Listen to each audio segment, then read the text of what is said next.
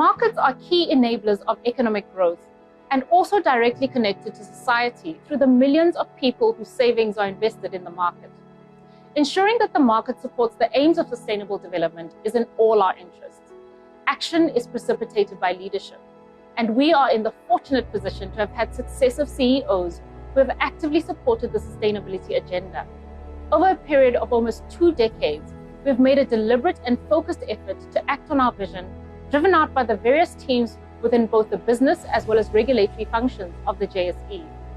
Capital markets are a force for good in the pursuit of sustainable value creation.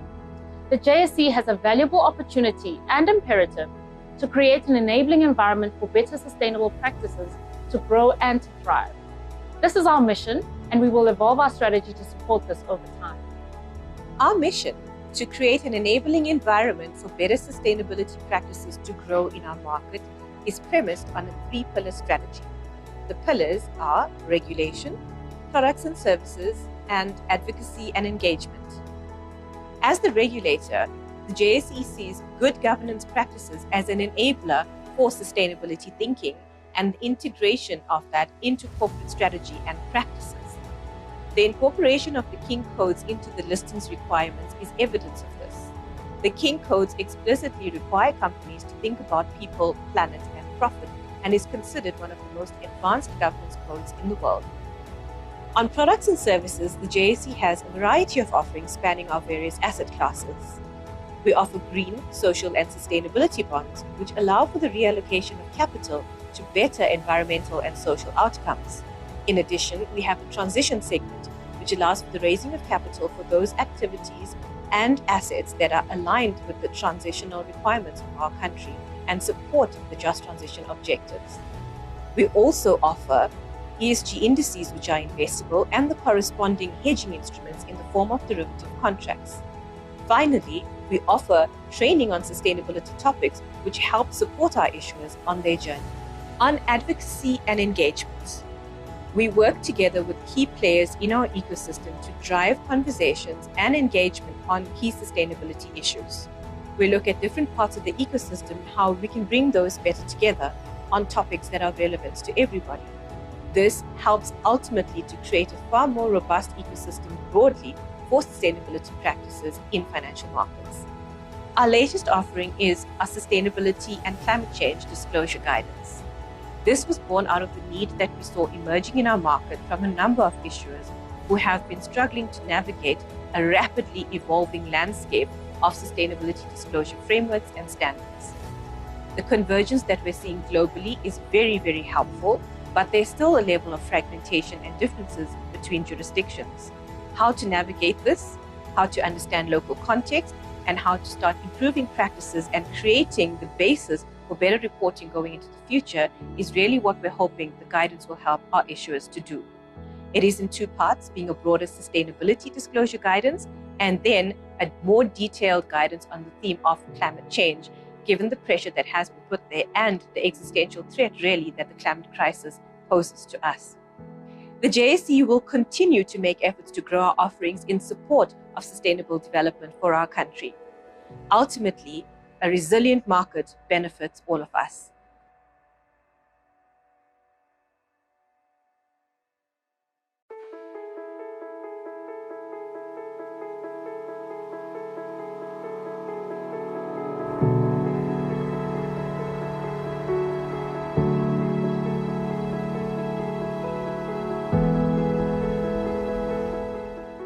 Markets are key enablers of economic growth and also directly connected to society through the millions of people whose savings are invested in the market. Ensuring that the market supports the aims of sustainable development is in all our interests. Action is precipitated by leadership, and we are in the fortunate position. Esteemed guests on this chilly morning, it's really exhilarating to see so many of you, our clients, our issuers, our colleagues, and so many who've become friends over the number of years that we've walked this journey as the JSE, even regulators in person. The excitement is indeed palpable. Of course, a very warm welcome to all of those who are joining us online. Thrilled, I'm sure, at the prospect that you can wear your slippers while you laugh at us who are trying to fit into our clothes we last wore 2 years ago. To those that I haven't met, my name is Shamila Subramani. I am the Chief Sustainability Officer of the Johannesburg Stock Exchange. And as you may have guessed, the project that we are here today to launch and develop, the development of the guidance has been my baby. Very much like a baby, because it's taken 9 months from conception to birth. Without further ado, and given our time sensitivities, because we really want to do a passionate African countdown to the market open, I want to hand you over to our esteemed CEO, Leila Fourie. Leila, of course, has shown so much courage and so much leadership in making this project happen, and she's going to take us through the official welcome this morning.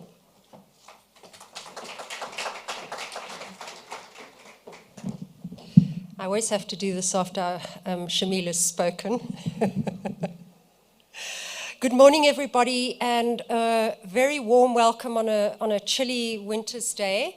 It's wonderful to see so many of you in the audience. In fact, the last market open, and it was one of the first market opens that we had, was in this very room, launching the green taxonomy, and it was very heartwarming for me to have my son and my daughter in the audience from Australia. They were up visiting, and they were so proud because of the purpose that we were talking about, and my son's quite a strong greenie, and I thought I was a really strong greenie. And then at the end of the event, there were some JSE magazines at the end, and he said to me, "You know, Mom, those magazines have plastic covers on them. Is that really necessary?"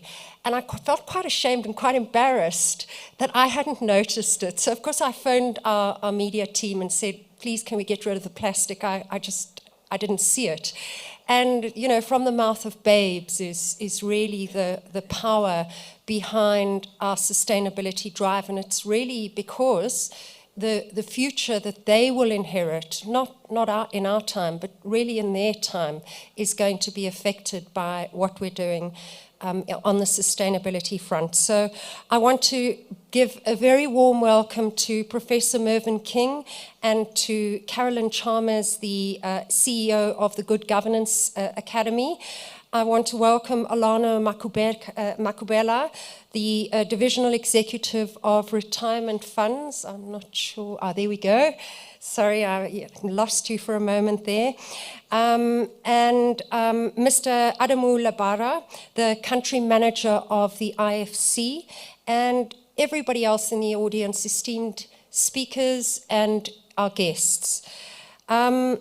The JSE's first disclosure guidance, which you see today, reflects very much the collective inputs from a wide range of stakeholders who have tried to make sure that the notes are relevant, that the notes align with international standards, and also very particularly that they align with our local context, because many international standards are taken out of context of the dynamics in the local country. The pursuit of sustainable development, with all its risks and opportunities, is here to stay. In fact, it's therefore no surprise that the fastest growing asset class in the world today is that of sustainable development. The JSE has long championed sustainable development. We were the first stock exchange to launch our sustainability index way back in 2004, and I worked with Nikki on that under Russell's leadership. And this was replaced by the FTSE JSE Responsibility Index, and that allows companies to be assessed by FTSE for Good, which is a rating model that assesses more than 8,000 companies. Across the world, of course.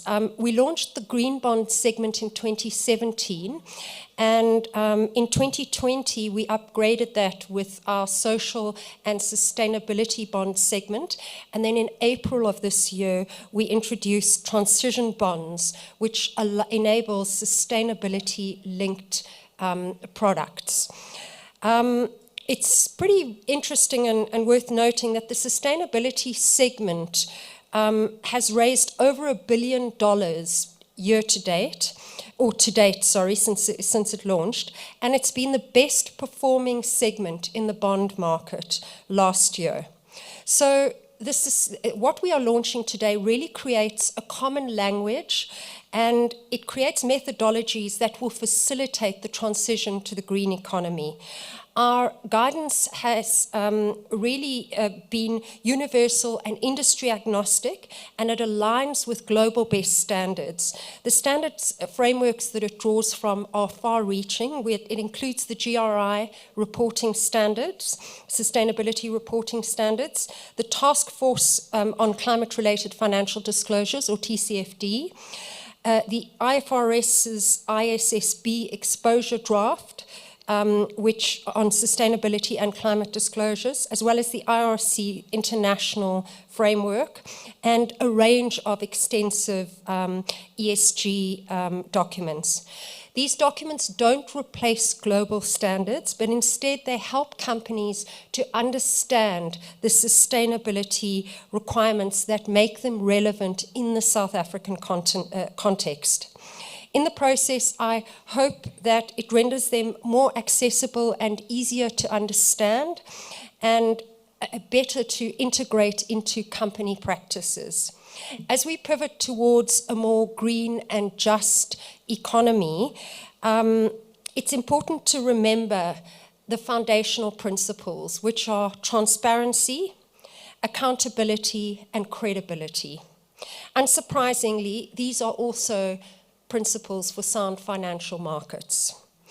The exchange is a powerful tool for change, and the launch of this very important document today is a vital checkpoint in the destination of our journey. Thank you for joining us.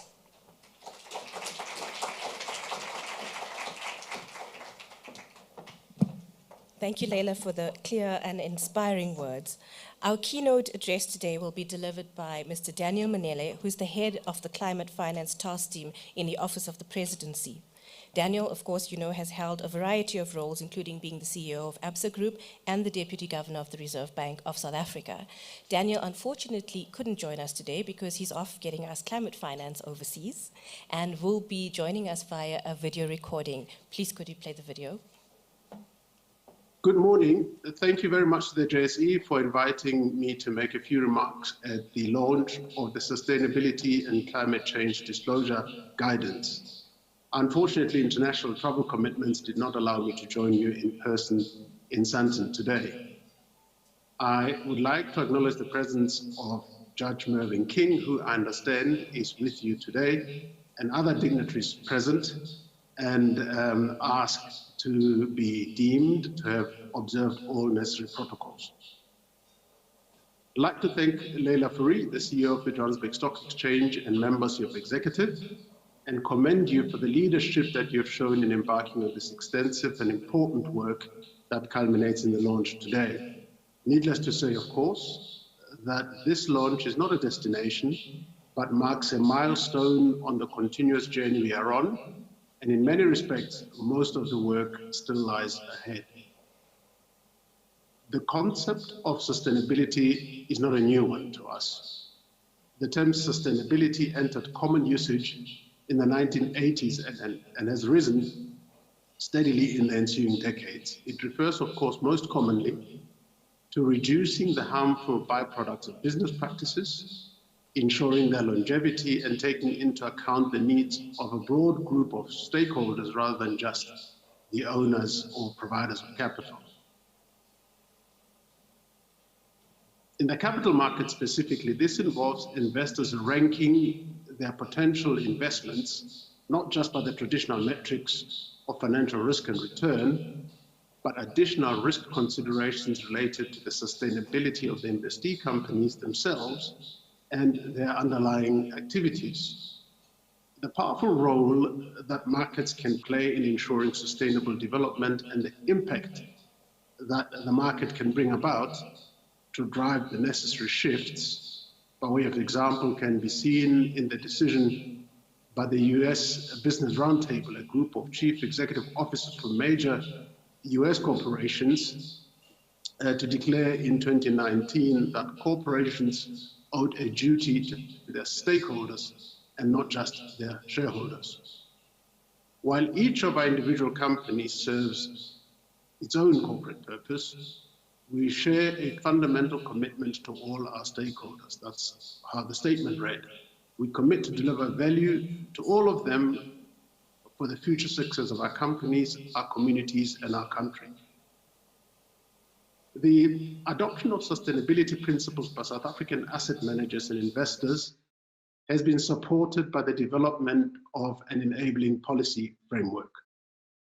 In January 2017, the National Treasury convened a working group of financial sector regulatory agencies and industry associations to develop a framework document on sustainable finance, which resulted in the publication of a technical paper entitled Financing a Sustainable Economy in 2020, encouraging voluntary sustainable finance initiatives and further stakeholder engagement to strengthen sustainable finance in South Africa. This was followed by an updated paper a year later, and just a couple of months ago, actually, the publication of a green finance taxonomy by the National Treasury. According to National Treasury, this work is intended to encourage more long-term investments in sustainable economic assets, activities and projects, and for role players to be cognizant of how their investment decision impact the environment. It is envisaged that this will assist in reducing pressures on the environment, including supporting the transition to a low carbon economy by phasing out greenhouse gas emissions and optimizing the use of natural resources. Managing climate risk is thus recognized as a core focus of sustainable investing, including not just to minimize such risk, but also to seek out investments that support climate resilience and adaptability. South Africa's just energy transition is built on a recognition of the concept of sustainability in terms of the financing commitments we undertake, low carbon energy generation, job creation, and community empowerment. It is also premised on the possibilities inherent in this transition, in the expansion of renewable energy, the production of new zero carbon fuels such as green hydrogen, and the development of green technology value chains. COP26 in November 2021 saw the governments of South Africa, France, Germany, the United Kingdom, the United States, and the European Union establish the partnership to support South Africa's transition to a low carbon economy and a more climate resilient society, in terms of which these partner countries pledged to mobilize an initial amount of $8.5 billion to support South Africa's transition through a combination of financial instruments, including grants and concessional loans over a period of 3 to 5 years. We are currently working with our partners to determine how best this funding will be deployed to meet the needs of our energy transition, our just energy transition. We've also been clear that this $8.5 billion is just a component of what will ultimately be required to fund the just energy transition in South Africa, and that a significant contribution will have to come from private sector finance. Indeed, there are significant opportunities for public sector finance to leverage private sector finance and crowding in additional investments, so to speak. Just as the drive to sustainable finance has been market-driven and supported by a regulatory framework rather than led by it, we anticipate strong market demand to participate in the opportunities offered by South Africa's just energy transition. The Glasgow Financial Alliance for Net Zero, the so-called GFENS, has indicated that over $130 trillion of private capital commitments have been secured to support transforming the global economy for net zero, comprising commitments from over 450 firms across 45 countries. The Alliance estimates that $100 trillion of finance is needed for net zero over the next 3 decades. Other initiatives to be mentioned would include the Sustainable Market Initiative, championed by the Prince of Wales.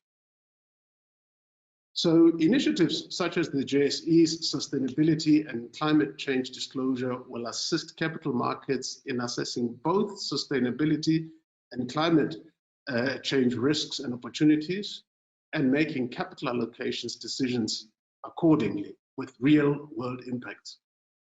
They enable private finance to play its essential role in our net zero journey, and we welcome their publication and look forward to their ongoing development and implementation. I would therefore again like to commend you for your leadership in this regard, and also for ensuring that while our activities speak to country-specific circumstances and are fit for our purposes, they're also informed by and aligned with evolving global best practice, such as the GRI sustainability reporting standards, the Task Force on Climate-Related Financial Disclosures, the recommendations that came from the task force, and the work underway by the newly recently established International Sustainability Standards Board under the IFRS.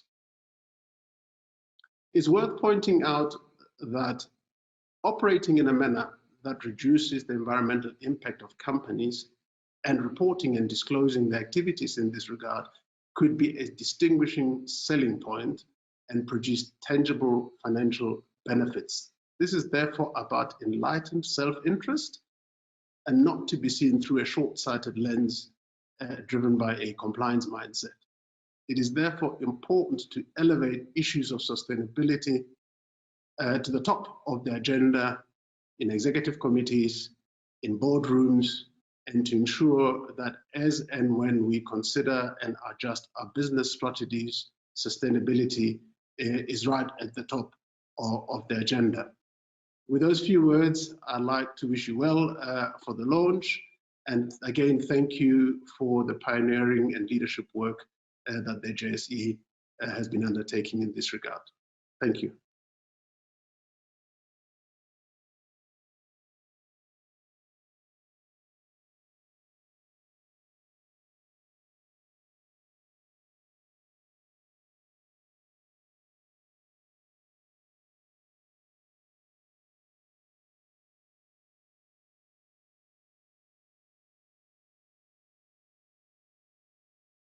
Markets is going to commence, and you'll be able to see bids and offers on the listed stocks. So it's a saying here that the louder we cheer, the better the markets are going to do today. And it's in all our interest that those markets do well. So please start counting down with me shortly from 10 seconds to get to the market open. We're here to play our part in building more sustainable markets. So please, let's get the market growing. And remember, we want to see green on the screen.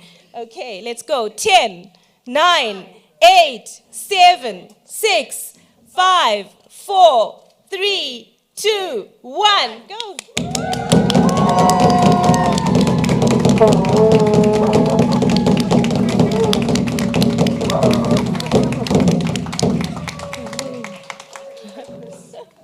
That was pretty good. Thank you. Thank you. Okay. Thank you very much. I think that was quite good to get us going for this morning.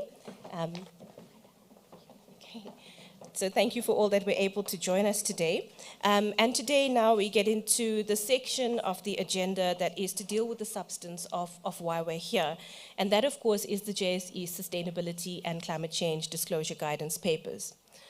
This project, and indeed now what we have today being the guidance, has been born out of the increasing number of requests from our listed companies for assistance on sustainability generally, how to approach it, what to do, and where they need to start in many instances. There's a wide spectrum of maturity in relation to understanding and in practice in our markets. Now, the JSE has always believed that it is going to be critical for resilient markets that companies do take into consideration the environmental and sustainability issues, and they do that under a banner of good governance. This is something that we have done for many years. So we tested the water on this notion that what we saw from this developing interest from companies to understand indeed if there was a role for the JSE to play and if something that we did could help and not maybe create even more confusion in what is already quite a complicated landscape. We received overwhelmingly strong support, and for that I would also like to say thank you to every one of you who has participated, who has engaged in the process to get us here, and most importantly to our listed companies who have given us so much of support, so much of input. Many other players in the ecosystem whose expertise we've had to draw from. We're by no means the experts on all of the issues, and we are incredibly encouraged by the support that you've given us and the spirit of wanting to unite to make this work and to help us put ourselves on an equal and better footing even than many markets in the world. So the project to produce the guidance yielded the public consultation version, which was issued in December 2021, and based on feedback, we've developed the final version that we will launch today at 10:30. So you would have received little, what was it? What are they called? Sorry, bookmarks. You can see my nerves got the best of me today. And the QR code is available on that. It will go live at 10:30, and you'll be able to download the guidance. So the vision that we had for the guidance was something that was going to be easy to navigate, freely accessible, and which considered both the local and the global context to help our issuers to understand how the variety of frameworks, standards, ratings, and things are interlinked. So what we have today is an umbrella sustainability disclosure guidance, which is where all readers should start, and then the more detailed climate change guidance, which is essentially a double click on perhaps what is the most prominent of all the sustainability issues at the moment, and has a number of interlinkages. So it is the first thematic guidance that we will give under the broader sustainability banner as the JSE, and we intend to develop more as the need arises and we see the market develop and where we see the best, how we can best meet the need of our issuers. You will find narrative disclosures as well as metrics. This will help you both in understanding where to start, how to think about this, and also should you be that daring to go into looking at some impactful industry agnostic metrics. I would also like to at this point pause to say a special thank you to the IFC who have given us an enormous amount of support in making this, to realize this project. Thank you, Dr. Dabara, being here today. I see Malango is here as well, and I'm going to also shortly introduce you to the members of the advisory committee who presided over the production of the guidance. So the IFC has given us a lot of support. It's also enabled us to tap global networks to get input into the guidance and to be able to understand how this fits in what is a very rapidly evolving space globally. I'd like to at this point make a special acknowledgement to the advisory committee that was put together to help us in the creation of this guidance, to test us along the journey, to be able to give their input from a variety of different parts of the ecosystem that we deemed important to bring into understanding what was necessary, how we needed to approach that, and what would be the best, most useful way to do that. I'm going to do this name by name because I think every single committee member needs to be recognized for the effort that they've made in helping us on this journey. We have, in alphabetical order, Dr. Achieng Ojuang, the UN Global Compact SA Network Director. Achieng's with us today. Thank you, Achieng. Mr. Andre Visser, who's the JSE Issue Regulation Director. Anne-Marie Dalton, who's the Batsita Council of Retirement Funds for South Africa CEO. I don't think she's here today, but of course in her stead as well and representing the same organization is Jolly Makorosi, who's a trustee and pension fund specialist. Thank you, Jolly, for being here. Jolly served on our committee. Dr. Ansi Romalo, the King Committee chairperson. Thank you. Ansi is here in person today. Thank you for joining us, Ansi.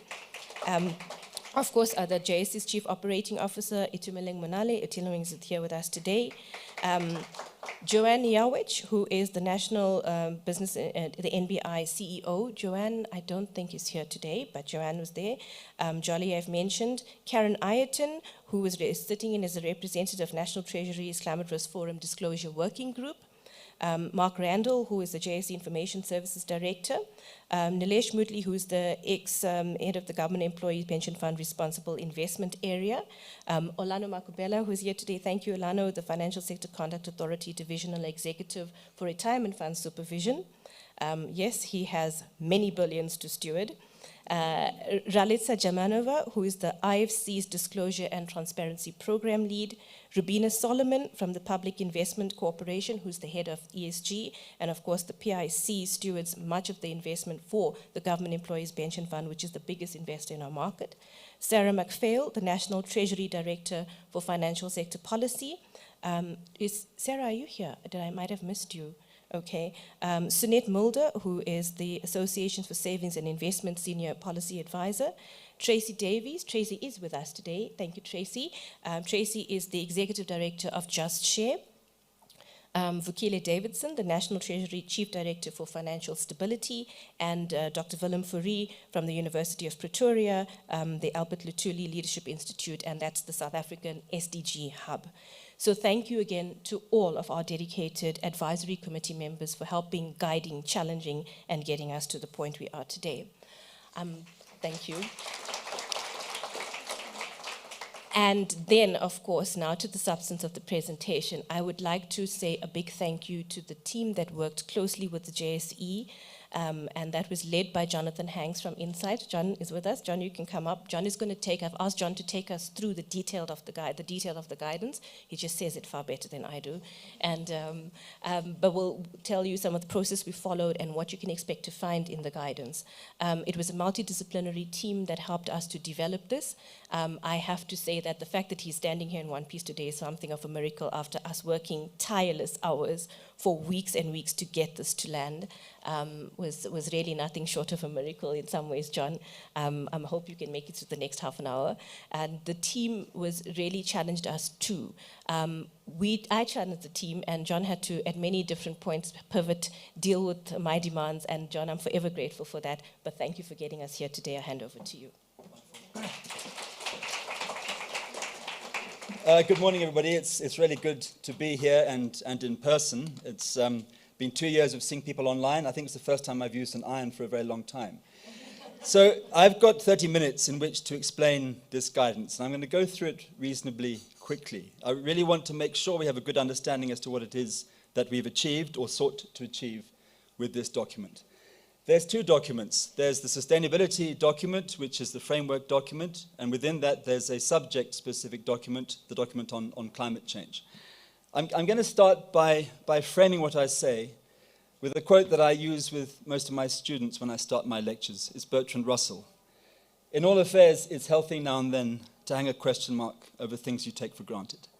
I'm going to suggest that that's something we need to do when we address this issue around ESG. Yesterday, I gather we entered a bear market in the United States.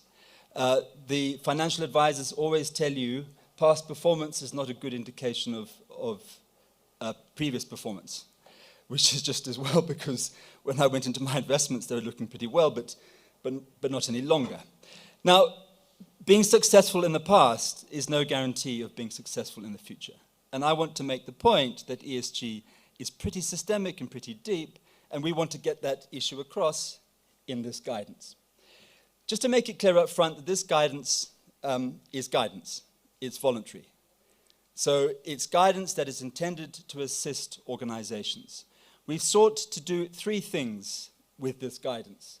Firstly is to help organizations navigate the incredibly challenging and dynamic landscape around disclosure practice at the moment. I would suggest in the last few months we've probably seen more significant change than at any time since corporate reporting started with the establishment of the SEC in the early 1930s. So we want to help companies navigate that landscape. The second thing we want to do is to improve the quality of information that's available to providers of financial capital. We want investors to make better decisions with the investment of their financial capital. So they need better information. And the third thing that we're seeking to do, and arguably the most important, is to drive improved performance, to enhance accountability, to inspire business leadership in this country to address the very significant social and environmental challenges that we have. And I would suggest this last one is the most important. The other two help us to achieve that. So there's a lot of noise out there. I've been in this game for at least 25, 30 years, and we've seen suddenly ESG goes mainstream. There's a plethora of initiatives. You're a reporting organization. You say, well, how do I navigate all these different standards that are out there, all these different guidelines, these rating agencies? And it's clear this is having an impact on the cost of capital. These ESG issues, how you're rated is impacting the cost of capital.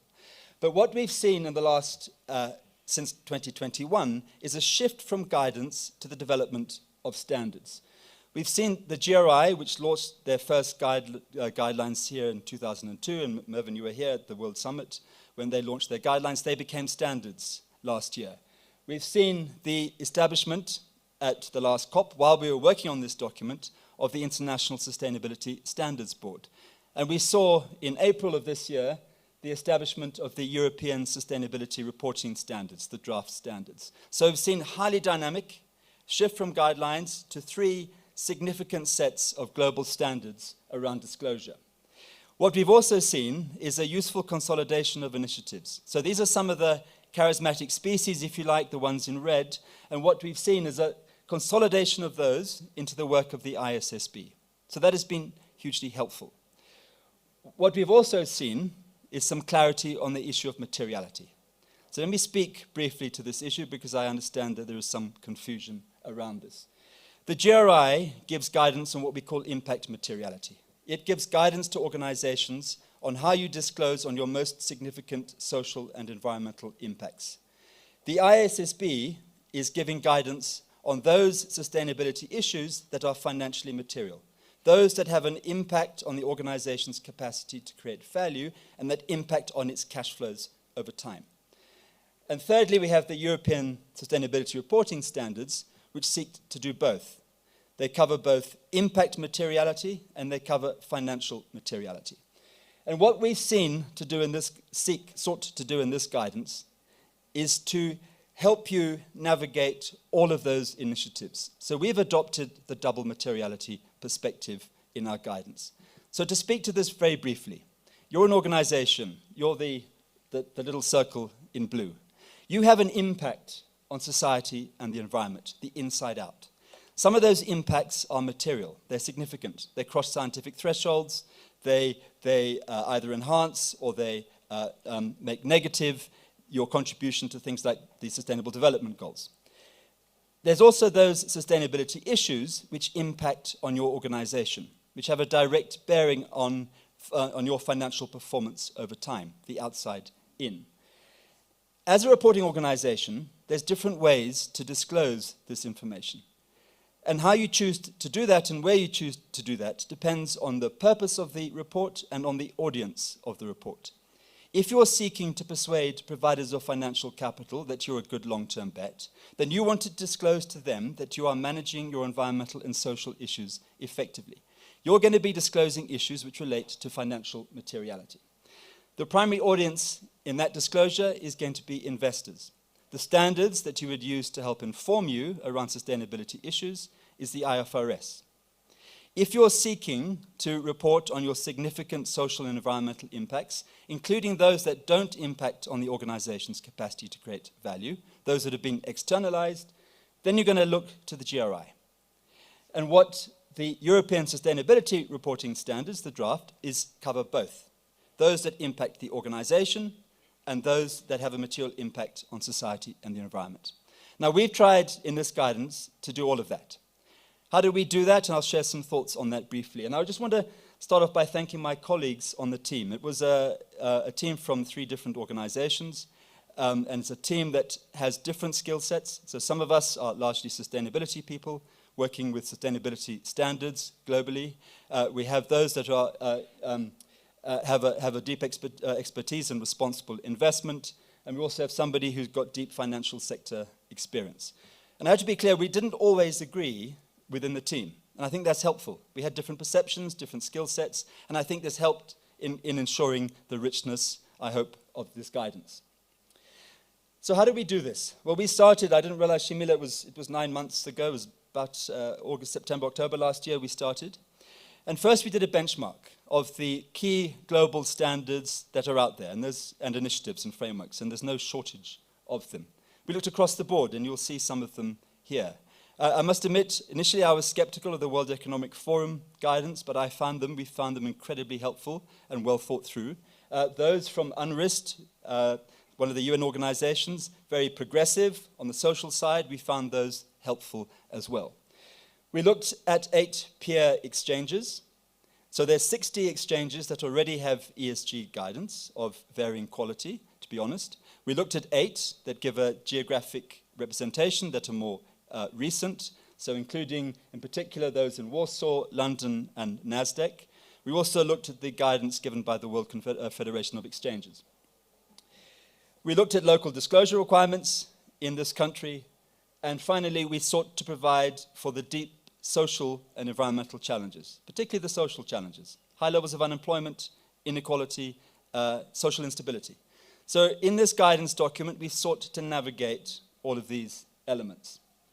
Now, we're not trying to give a document that brings all of these indicators together in one document.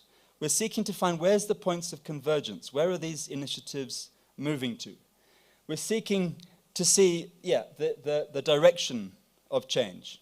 And it's been interesting to see where there's convergence, where these initiatives are moving. And we're not seeking to get you to tick all these boxes, but to give you guidance to navigate this landscape and to identify what is useful to South Africa. We came out with some draft guidance, launched in the beginning of December last year. We consulted in developing that guidance with various stakeholders bilaterally across different organizations. We also then, when this was published, these two documents were put out for comment. There was an online survey form. We got some good responses. We got some detailed written submissions. We held a series of online webinars and also some bilaterals with various individuals. And then in addition, we got the feedback from the Sustainability Advisory Committee, which Shamila spoke about, and these are the organizations that are on that committee. So I think you can rest assured it was a comprehensive process, a detailed benchmark, and some very valuable stakeholder feedback. Now, it was dynamic. When we started this process in October, the ISSB hadn't been established. The IFRS standards, the two standards, draft standards, exposure drafts, hadn't been released. They came out in March. So we've had to be agile, we've had to adjust, and I think this guidance seeks to do that. It's been updated to provide for the IFRS standards that came out in March. So what was the feedback like? I think it's fair to say, of course I might be slightly biased, but I think it's fair to say it was generally favorable feedback. I put in there a quote from a journalist who's got a healthy skepticism of the corporate sector and of ESG initiatives. And she gave pretty favorable comment, possibly the most informative and useful document produced in more than 30 years. I hope others agree with her verdict on that. And she doesn't give praise on kind of corporate responses to ESG issues easily. But of course, not everybody thought that. Some thought this document went too far, it was too ambitious, it's giving too much expectations. Others said it didn't go far enough. So I think we got the right balance, at least I hope we did. Some said it shouldn't be guidance. And I want to be clear, this was across stakeholder groups, including from some investors. They said we need to see a move in these issues to get to more mandatory disclosures, but it's not that, it's guidance. Okay. We got some very good feedback, some detailed feedback on the various metrics that we had proposed. Useful feedback in particular on some of those you see here, on pay equality, on a living wage, on human rights, lobbying, biodiversity, and supply chain. So this included feedback with some of the international organizations that are driving work in this space. And so we benefited from their feedback. Some called for certain metrics to be deleted. ESG does not equal climate change. Particularly in this country, we have deep social issues. ESG, I know people think ESG is largely focused on the E. In this country, we need to address the social aspects.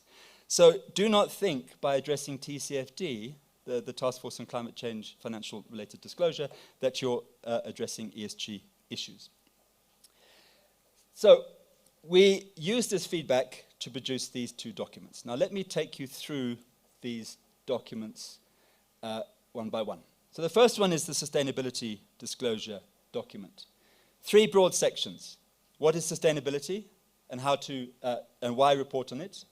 We draw a distinction between sustainability and ESG. Now, this might seem a little semantic. Those in the ESG sustainability field get really agitated because they see there is a difference. Personally, I think there is a difference, and we explain what that difference is. It might seem semantic, but we want to get that point across, and so we cover that at a high level. We look at how organizations might approach disclosure. We give you some questions we think are useful to ask when you go about doing effective reporting on social and environmental issues. We outline some core principles that inform effective disclosure, and then the real meat of the document is the metrics and the narrative disclosures. So I'm going to take you through these at a high level and just take through some examples. So what we have are what we call narrative disclosures. So these are describe, a bunch of descriptors. These are very much aligned with what you would see in the TCFD and what you'll see in the IFRS disclosure document. It got 4 broad focus areas. One is around governance. So how is the board addressing ESG issues? And on each of these we have some bullets, and I'll just take one of them for example. On strategy, how are you integrating your impacts and the risks and opportunities in your organization's strategy? How are you integrating sustainability issues in your management? And what are your metrics, your targets, and how has your performance been? In addition to the narrative disclosures, we have a set of what we call standardized sustainability disclosures. And we've distinguished between core metrics and leadership metrics, and I'll explain that shortly. So there's a set of subject areas around governance, around social, and around environmental. I'm just going to take you through one example, and that's strategy, just to give you a sense of the disclosures that we're looking at from the narrative disclosure perspective. So on strategy, we want to be clear, how has an assessment of your ESG sustainability impacts on the risks and opportunities that ESG issues present, how has that informed your organization's strategy? And what has been the performance on society and the environment and on your company's longevity as a result of that strategy? So we're looking at various things to be disclosed. And you might think, gosh, this is a long list of activities, and there's 3 separate issues I'm going to bring up here. But this is what's in the IFRS, largely, in the IFRS disclosure standards. So this is where the world is moving in terms of global expectations of performance. The one difference you'll see between what we have here and what the IFRS has in their document is that we also speak to impacts. They speak about risks and opportunities. So they're speaking about how ESG issues impact your organization over time. We're also speaking about impacts, the double materiality perspective. So what are your most significant impacts on people, society, and the environment?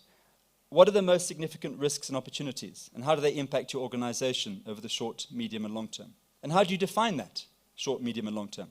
That will vary by sector to sector. It's different in an IT sector to a mining sector. Much more dynamic in the IT sector. How have these issues informed your business model and your strategy? Let's see disclosure. Let's see how your strategy has shifted because you've had a consideration, an understanding of how ESG impacts your business and where you have a material impact on society and the environment. What are the trade-offs that you've made? How are these issues impacting your financial performance over time? And how is your performance expected to change, both in terms of risk and in terms of opportunity? Last week, I was in a session with a mining company, and we had a speaker coming in from overseas who was telling us about the discussions in the European Union around a carbon border tax.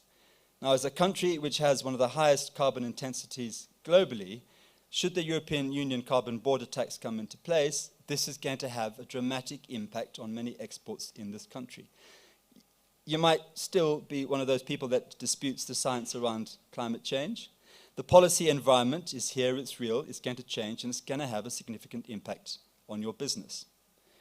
And then finally, resilience. So have you done a scenario analysis? Have you understood and anticipated how these different taxes might impact your activities? How the shift away from an internal combustion engine is going to have a fundamental impact on aspects of our commodities? And what has been the impact that your strategy is having on people, society, and the economy and the environment? Okay, so that's an example of one area. That's giving you the kind of narrative disclosures around strategy, fundamentally aligned with the IFRS and building on the European Union sustainability standards. Let me give you an example around social, around labor standards. And I'm going to bring up one example just to show you the kind of metrics that we have. So I brought up two here, two examples, one on pay equality and one on the living wage. One which is likely to cause a degree of interest, put it that way, amongst companies here. So I wanted to show firstly we have a set of different metrics around pay equality. There might be some pushback on this issue. Why do we address this? Well, clearly we're one of the most unequal countries in the world. I think we need to recognize that. And as the IFC knows, and their studies demonstrate this, inequality is not good for business in the long run. It's something that's in our interest collectively to address. So in the disclosures that we have there, these have been changed from the first draft. These disclosures draw on what is already required by the Department of Labor, but also on what is in the SEC requirements in the US and what is required in the UK. So we've drawn on expectations that reflect where the world is moving on an issue which is particularly relevant to this country. Let's look at the issue around living wage, and I'm going to unpack that one shortly. But what we've done, and I'll speak to, let's speak to the living wage. And I'll unpack this briefly, but some might ask, well, why should we focus on a living wage, which is not the same as a minimum wage?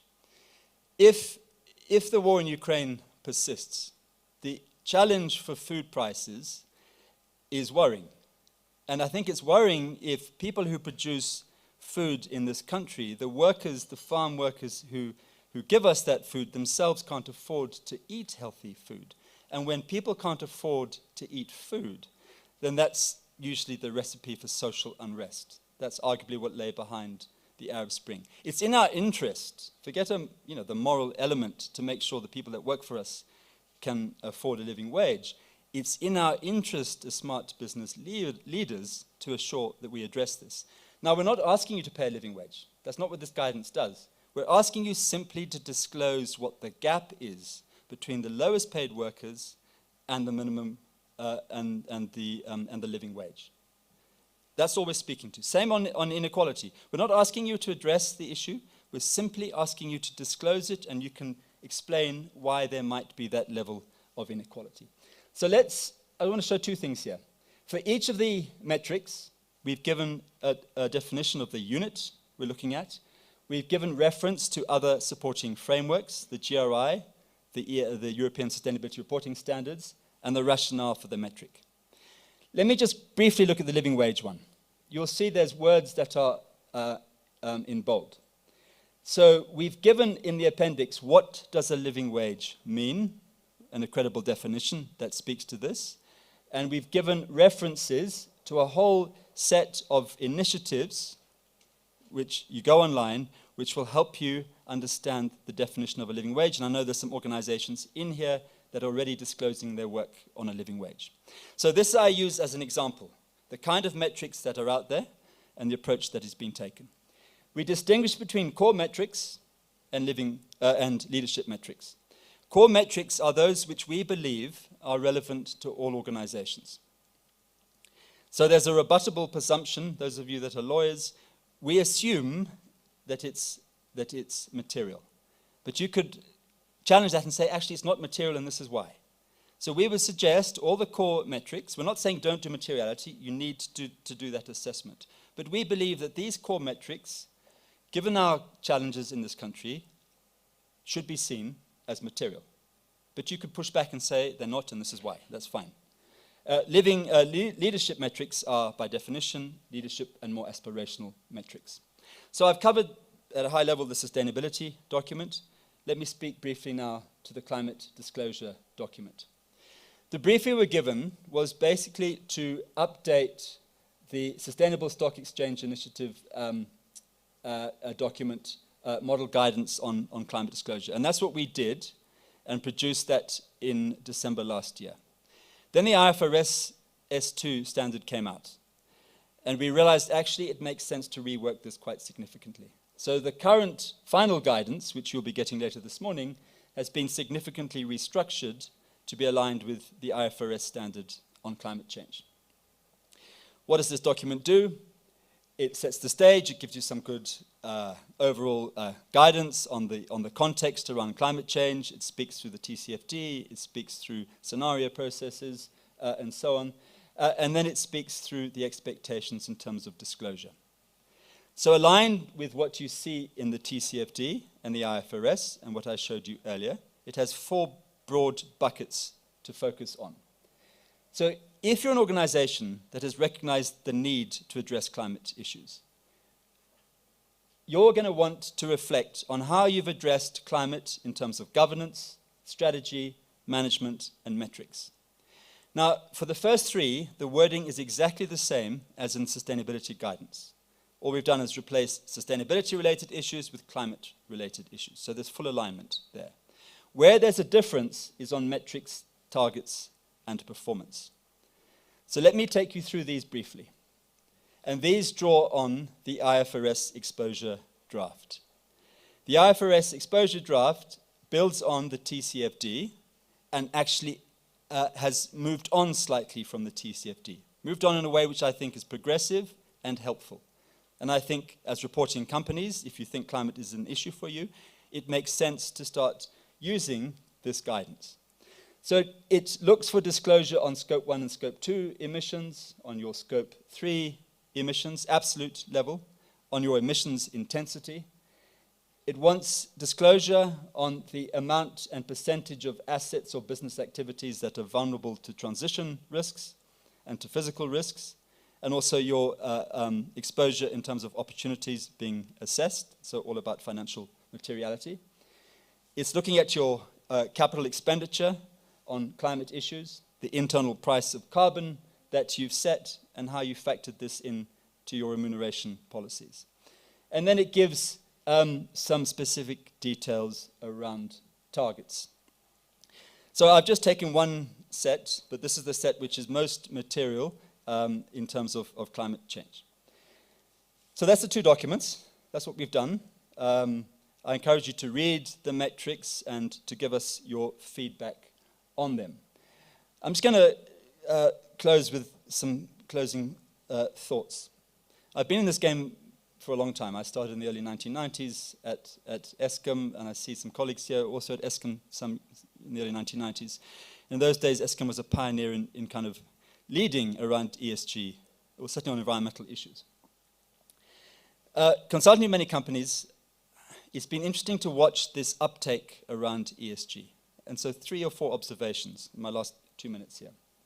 Firstly, there's some very different diverging understandings around ESG. For some, it's ticking a box. For others, it's ESG, it's greenwash. So there's real lack of understanding. Sustainability is about being good and about being green and so on. It hasn't gone into mainstream. We employ a compliance officer that does ESG for us. I would suggest that many of the risks are undervalued and underappreciated. I would suggest that there's a tendency to avoid seeing the business opportunities around ESG. ESG is something that the compliance person does. Ask Elon Musk. There's money to be made in being fit for a resource-constrained future. Smart businesses get that, but they can't join the dots that you're making money out of doing ESG. There must be something wrong. And the final point is I don't think, arguably, there's a sufficient appreciation of the complexity and the deep systemic nature of the challenges that we face.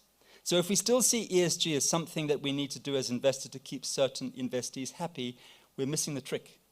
This is a deep systemic issue. So let me end as I started and encourage us all to hang a question mark over things we take for granted. If you feel tempted to push back on some of these metrics because you see them as too onerous, this is where the world is moving. We think it's useful for you to embrace them, but do engage and give us feedback if there's things that we've missed, if there's things you think we've gone too far, or things that we haven't gone far enough. Thank you.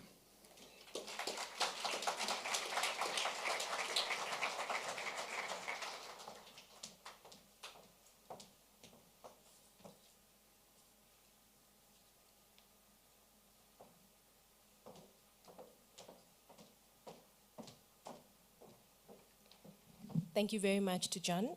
Jonathan Hanks, our other team. Nicola, are you here? Nicola Robbins. I thought we were good. Nicholas, okay. So thank you to Jonathan Hanks, Nicola Robbins, Mike Davies, and Phil Bartram, our team that made this happen. I'm very grateful for you, and I'm sure all of you in the audience will agree with me today that this process was robust. It was not easy. It has challenged us, it has pushed us, and we've had hours literally debating on points, on metrics, and to get to those things. Lots of interesting conversations about social context, about environmental, the balance between ethical and between what is necessary and between compliance. And so everything in there has been a lot of sweat and tears. So I'm hoping it is of value to you. And this will be something that can be useful, something that can be guiding, and that's something that you can easily take into your organizations, share with your second-year intern or your CFO, and help people get onto a level playing field as quickly as we need to, given the imperatives that we're facing in relation to sustainable development. The challenges are not insignificant. In the recent report on Turning Point by Deloitte, they said that the cost of inaction is far more than the cost of action now in relation to the mitigation of climate change, just as one of the issues that we're facing. Insufficient action on climate change could cost the global economy $178 trillion over the next 50 years, a 7.6% cut to GDP by 2070 alone. But if leaders unite in a rapid systemic net zero transition, the global economy could gain $43 trillion over the next 5 decades, a boost to global GDP of 3.8% in 2070 alone.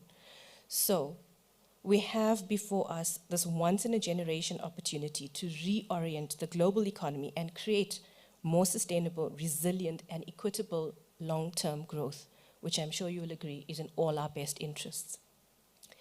When I was thinking about what to say today and writing the speech and had all my points there, and I've got all the data, trust me, it's there lined up. And I got up this morning and have in the audience today, so it's a personal moment, my mum and my 7-year-old son on that side. And this statement about the once-in-a-generation opportunity to reorient the global economy, that to me was the symbol of what that means. We have a generation that went before us, and our parents, in my case, my mum, who grew up knowing what it was like to conserve, knowing what it was like to understand resource finity. And somewhere in between then and now, we've lost that plot. But it's us that stands to be able to make that change now, because it is time-bound, it is pressing. The planetary boundaries, the information that we have out there, the fact that we need to exist in a context of boundaries is something that we often forget. And meeting the needs of society in a manner that is sufficient, in a manner that is equitable within those boundaries, really should be the only thing that we are all concerned with right now. Because no business is going to prosper in a society and environment that is failing. There is no planet B. And this is something that we need to own, every one of us in the room, and we're hoping that the guidance helps set you in the direction of that. I look at my son and I think he, in very short term, is going to feel the impact of a warming planet. There is no doubt about that. We know what the modeling says about where we sit right now. We are on a continent that will face between 2 and 4% higher, whatever the average global temperature rise is going to be. The impact of even a fractional degree increase above what we're aiming for in the Paris Agreement is catastrophic in many instances. And so when we start moving to action, I'm hoping that everybody here today feels compelled in whichever opportunity they have to lead to this change that it is we are going to drive, because we sit at that generation that is the only one now that can make that shift to the extent that is needed to be able to mitigate the catastrophes we're likely to face. So I know that often the sustainability narrative is peppered with these kinds of things, but I'm hoping that it is also an imperative to change, because the opportunity to reorient our global development, to actually create a far more growth-oriented economy is right there. So it's just us that stands between achieving that and not achieving that. So without further ado, many of the things that we're discussing today have actually been in the governance realm in this country for many decades. We have today been blessed with the presence of none other than Professor Mervyn King, thank you for being with us here today. Mervyn is going to take you through shortly some reflections on the guidance, but before that, we're also going to be talking to a partnership a collaboration that we have with the Good Governance Academy. Carolyn Chalmers, thank you for being here today. She's the CEO of the Good Governance Academy, of which Professor King is the patron. And before Mervyn comes up, we're going to play a short video. This is taking us into the step of starting to help companies to implement. And we're hoping that this partnership is valuable to you as well. And I'm going to leave and to the video before Mervyn joins the stage to give us his reflections. Thank you.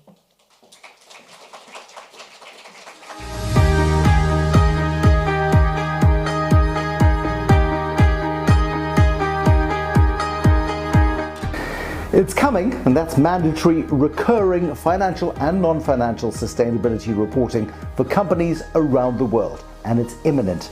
This will be all new territory for most corporate C-suites and boards, and on the front line for this task will be the company's reporting officers. Many are not prepared. They don't know how to compile the reports and what information should be included. The ESG Exchange has got deep global expertise on both the process and the content. And our state-of-the-art how-to guide for sustainability reporting has been built by our global network of leading sustainability standard setters and regulators. We assist corporate leaders in the field of sustainability across diverse professions, industry sectors, and geographies globally. The ESG Exchange's collaborative approach is working hand in hand with company officials, facilitating their sustainability reporting. It makes it straightforward, it makes it less burdensome. It reduces the time needed to complete the process too. The ESG Exchange's unique 5-module playbook provides clear and concise how-tos on a whole range of subjects, including data and technology, operational processes, business analytics, auditable report production, and repeatability and refinement. It removes the guesswork. Subscribers to ESG Exchange's implementation and training program have secure portal access to multimedia learning content, and our discussion forums are available to all subscribers, as are demand-driven support resources.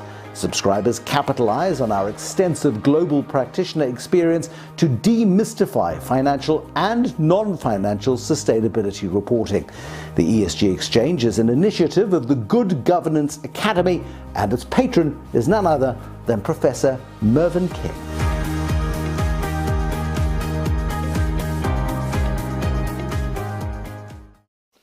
Well, thank you very much. Before I address you and take my mask off, I want to give you all some advice. When next you see a sign and you're walking on tiles which says wet, danger, observe it. Because I slipped on some wet tiles and hit my head against the wall. You can see I've got a black eye. So you've seen a video now which arises out of the Good Governance Academy, which I envisioned some 3-4 years ago because of my travels around the world and working with all these institutional bodies, which Jonathan has referred to today. It was clear to me that it was necessary to tie together SDG 4, education, and SDG 17, collaboration. Because what I was seeing was that how company law, how corporate governance was being taught was different in Oxford from Monash in Australia to something in Istanbul. And so to get these together, I formed the Good Governance Academy, of which Carolyn became the chief executive. Today we have 5 million directors and accountants and other professionals as our followers in 135 countries. It is the GGA which is behind the ESG Exchange. Why is that? Because we want to populate it with the 5 million people. Jonathan has spoken eloquently about the launch today of the JSE's guidance standards. Well, those guidance notes which have been issued is a journey. and it's not a destination. I can promise you I am working with the IFRS, with the SEC around the world, and we haven't yet arrived at a final destination. So there will be changes to the guidance notice, and Leila will communicate them to you. So correctly, they've issued them as guidance notices, but it's essential that we have these guidance notices. So the purpose of the ESG exchange is, how are you going to actually try and do a sustainability report to fit in with these concepts of double materiality, dynamic materiality, interoperability? How are you going to fit in with the ISSB that's now talking of a parallel standard? Do you know that we have a financial reporting standards council that hasn't been operative for about 18 months, hasn't been populated in terms of the Companies Act? And the last time they approved anything, they approved the IASB financial reporting standards. Now they have to deal with the question of sustainability reporting. But there's no mind there. No one is there. Our government just has not replaced them. When they do, they have to amend the Companies Act, and they have to put people in there that have knowledge of integrated reporting, sustainability reporting, and not only financial reporting. So this is going to take time. And meanwhile, you need that guidance today. I'm old enough to know the JSE for many years. In 1991, the IID approached me to form a committee to write down guidelines for South Africa on governance in companies. And then Mr. Mandela spoke to me about it. And I formed the committee, which was representative of our new Rainbow Nation. But I wittingly steered the committee away from the primacy of the shareholder, because I knew if we came out with that, it would be seen in today's language as white monopolistic capital. And I steered it towards learning and understanding the needs, interests, and expectations of stakeholders, but then making this collective mind decision in the long-term best interest of the company. I knew that it was important to have the JSE there. So who did I come to talk to? People that probably many of you in this room will not remember. Jeff may remember. The people then in charge, all men, Leila, Richard Lurie, Ferguson, Max Borkum. And they said, what are you talking about governance? What do we need governance for in our listing requirements? And there was, thank God, Roy Anderson there. And eventually Max Borkum and Roy were persuaded, and Roy came onto my committee. And we issued the first guidelines, and it then assumed my name as the King Report. And at the time I became chairman of the GRI, and I was also chairman of the United Nations on Governance and Oversight. And in 2002, we recommended, and the JSE agreed with us to recommend sustainability reporting. The courage of the JSE to put governance in their listing requirements, then to put sustainability reporting back in 2002. And then in 2009, the question of integrated reporting following meetings at the United Nations with IFAC, etc., where we said we can't carry on with this non-reality of reporting in a silo the financials and in another silo the sustainability issues. We need to integrate them. And so Prince Charles agreed, and we did it at St. James's Palace. The JSE again adopted that, the first ever. And at that time, the World Federation of Stock Exchanges gave me an award. And at that ceremony, I said, it doesn't belong to me. It actually belongs to the Johannesburg Stock Exchange.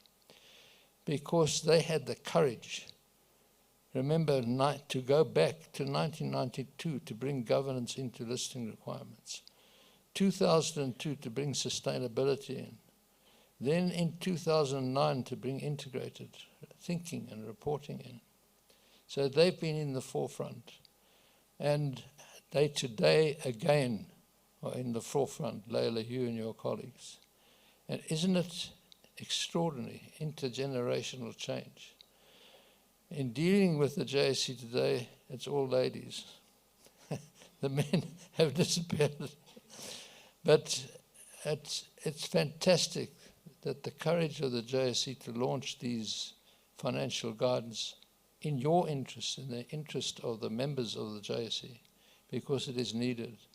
And we hope to be able to populate around the world through the ESG exchange how to do it. You heard from Jonathan, it's becoming complicated. The world of corporate reporting is not what it used to be. And we're going to try and do it to show you how to do it and to do it internationally. I'm going to leave it to my chief executive to say a few words. Thank you very much for listening. Thank you, Mervyn, and thank you to Shamila for having us here today, and for the Johannesburg Stock Exchange for collaborating with the ESG Exchange. Really, when you have a look at these requirements that are coming down the line that are going to become mandatory as the standards are developing internationally, we kind of think, is this a zero-sum game? We're busy adding more complexity, more requirements to business, and actually what we want business to do is just do good business. And we need to carry on doing our business and not be distracted. So the Good Governance Academy has convened a global collaboration with the standard setters like EFRAG in the EU, the ISSB, IFRS's ISSB, and the SEC, and regulators, the IOSCOs of the world, as well as the professional bodies like the AICPA in America, IFAC, and all the member bodies like SAICA. So we're convening this global collaboration to come up with a how-to playbook. Now, it's not easy, so we're not saying this is a quick fix. When we speak to organizations like ABN AMRO, that one, they will tell you it takes 5-7 years to get this right, and they're still not right. When you speak to the Unilevers of the world, it's taken them a lot longer. So we've come up with a plan that will take you 5 modules, 3 years. We said it's not easy, and this does take time, but we have limited it. We are giving time back to corporates and to organizations who are getting the sustainability reporting correct, repeatable, assurable sustainability reporting. And that time we're giving back is through this program where we ask for 5 corporate roles to be involved. That's the board, executive, finance and assurance, the operations, and of course the investor relations people. We're asking you to get involved, and we might have to exit. We're asking you to get involved, to follow this program over 12 quarters with only no more than 2 hours a month. 2 hours, 90 minutes in workshops. You'll be given all the templates you require, all the documentation, all the guidance you need, and in a step-by-step process, so with just-in-time training. And we ask that the corporate leaders join this program in September when we open our doors, so that you're ready for the requirements that are coming down the line in their publication in 2025. Thanks very much.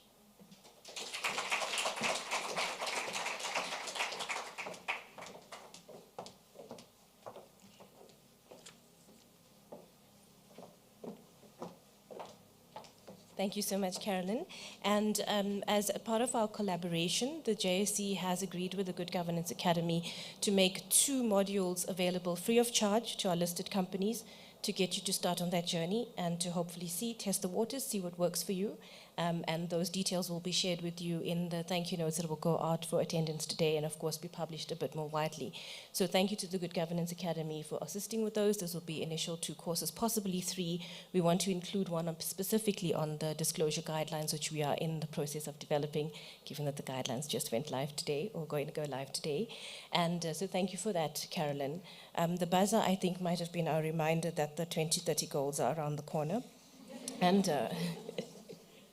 so we're going to go into a section of the program now where we have a few perspectives from stakeholders or representatives of stakeholders from a few different areas. We're going to have an investor perspective on the guidelines and what they think. We're going to have a listed company perspective, also a regulator perspective, and then a shareholder activist perspective. So you know that we've had a diverse set of comments that have been sent to us in response to the public process, and we've also had quite a diverse engagement in terms of the advisory committee.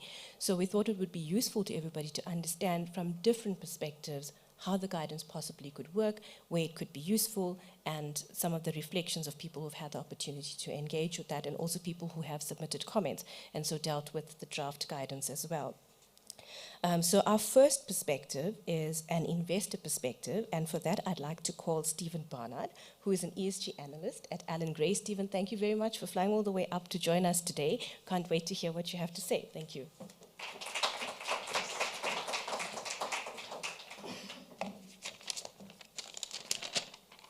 So I have to go up a bit. Good morning, ladies and gentlemen. Thank you, Shamila, for the introduction. As she mentioned, my name is Stefan Bernard, and I'm a member of the investment team at Allan Gray.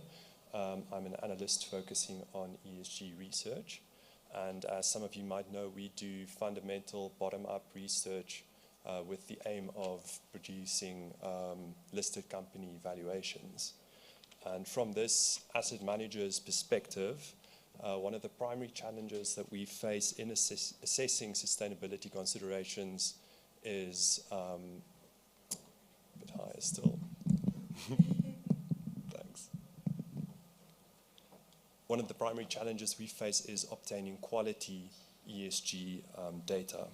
And based on our engagements with issuers and companies, it's our sense that it's not usually the case that companies don't want to share information, but rather that there's a lack of clarity in terms of what is expected and differences in terms of what is needed, which makes the task of recording, collating, and presenting ESG data quite cumbersome. Companies are expected to meet the needs of shareholders, asset managers such as ourselves, ESG rating and data providers, the NGOs, the media, and regulators, with different expectations in terms of metrics and methodologies across these stakeholders. As investors, we not only struggle with lacking data, but also with inconsistencies in reporting when trying to benchmark company sustainability performance. And while we value authenticity and do not want to encourage over-standardization or the use of templates, we believe that meaningful disclosure should be encouraged and that there's value in making reporting more consistent. As discussed earlier, there's a growing number of responsible investment industry initiatives that have shaped a landscape that is quite complex, and a lot of investors and issuers, especially the smaller ones, are struggling to navigate this landscape. And the JSE Sustainability and Climate Disclosure Guidance has drawn on and pulled together a multitude of global industry standards and initiatives to deliver this concise framework for SA-listed companies. And we appreciate this consolidating approach. We are happy to see that the guidance is not overly prescriptive and that it is still voluntary in nature. High quality sustainability disclosure does take time. Additional resources are required. This is something that we appreciate as authors of ESG reports ourselves, and we therefore favor an approach whereby issuers are given the opportunity to build disclosure over time. It's very challenging to produce sustainability guidance that encourages disclosure that is comprehensive enough so that investors such as ourselves can better understand and price ESG risks without being so burdensome that public markets are stifled. On behalf of Alan Gray, I would like to thank the JSE, the project team led by Insight, as well as members of the JSE Sustainability Advisory Committee for their work and what I believe is a very balanced outcome. We appreciate your efforts to bring more clarity to ESG reporting in South Africa, and thank you for the opportunity to participate in this launch. Thank you.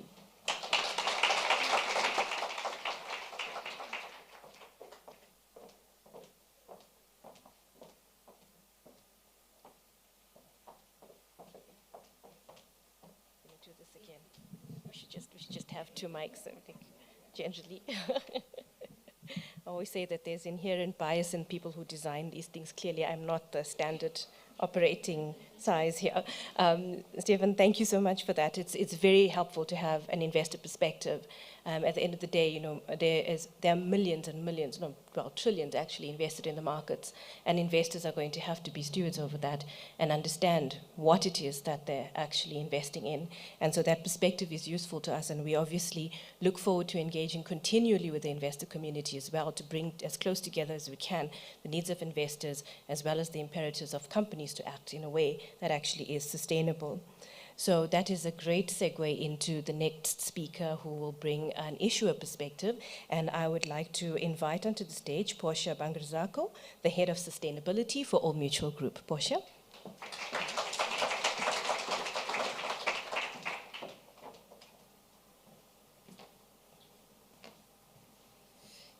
Thank you, Shamila, and good morning, everyone. So good to see everybody and many familiar faces in the space.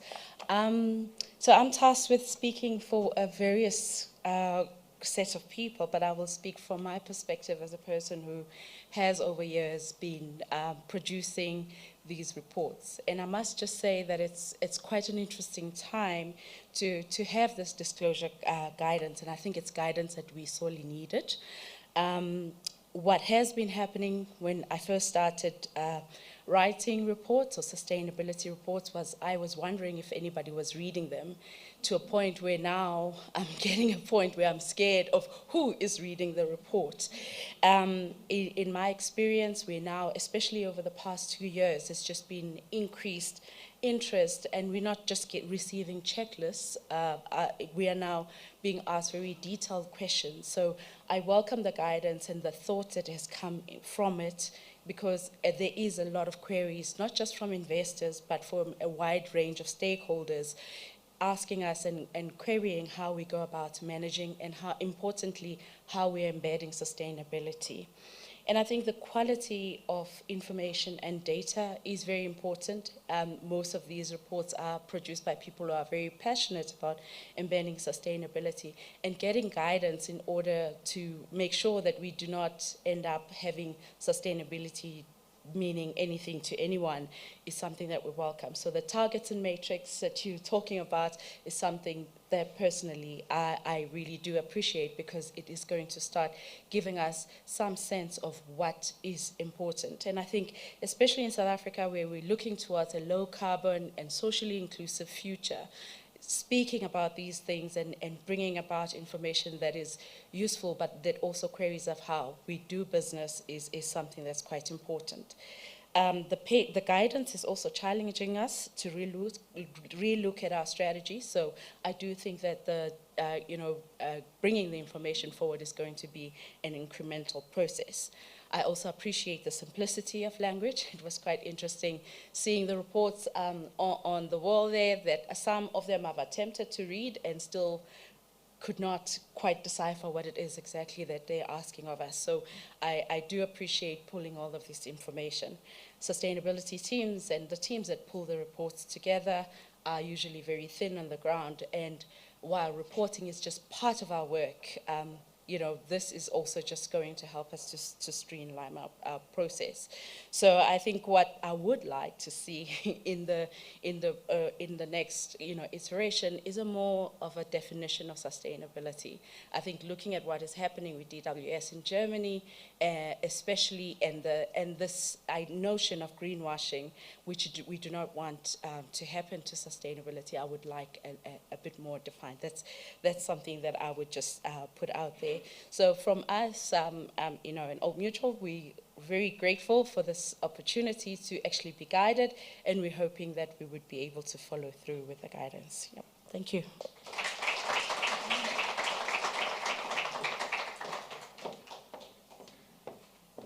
Thanks, Portia, for that very, very practical and helpful reflection, and I'm sure there were lots of nods in the room.